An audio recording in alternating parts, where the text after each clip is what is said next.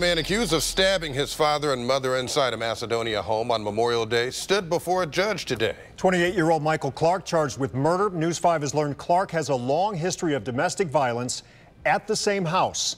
Bob Jones live for us at the Summit County Jail tonight. And Bob, some neighbors now are questioning if the system failed in this case. Well, Rob, today we learned that Macedonia police had 39 calls for service to the home since 2009. He's been arrested 5 times, including 3 times for domestic violence. And tonight he's in the Summit County Jail on a $1 million bond, accused of murdering his father and seriously injuring his mother.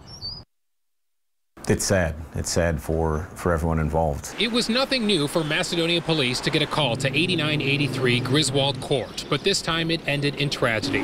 The throat of 62-year-old Joe Clark slit in a bedroom. His wife, Audrey Roberson, stabbed and on the phone with a 911 operator. She stated it was her son that had done this to them. So we immediately started to search for their son. Their son, 28-year-old Michael Clark, found hours later in Columbiana County with his father's truck, arrested for the deadly attack, leaving neighbor Alex Williams to wonder, could more have been done?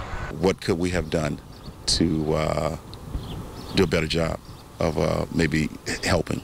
Police say Michael Clark had serious mental health issues. Many of the 39 calls for service to the home over the past 9 years involved him. Police say in 3 cases he hit or pushed his parents, and in a 4th case he chased his brother around with a knife. Court records show Clark was convicted of domestic violence 3 times, and his sentences included probation, some jail time, and placed in a program called STRIDE to reduce recidivism among those with mental illness, none of which prevented the Memorial Day murder. We wish it didn't happen. I don't know how we could have changed it. Williams says when he saw Clark in the past, he reminded him to take his medications and be safe. But now, with one of his neighbors dead, another in the hospital, and their son locked up, Williams feels the system as a whole failed. I think if we were to say who failed the most is the system. You know, we only can do so much as a community, or the police department only can do so much, but the system, yes, absolutely. And one Stowe judge told me today that Clark went before her in 2010. She put him in mental health court, but he failed to follow the guidelines, and he was eventually sentenced to jail. Tonight, the suspect's mother remains in the hospital at Summa, Akron City.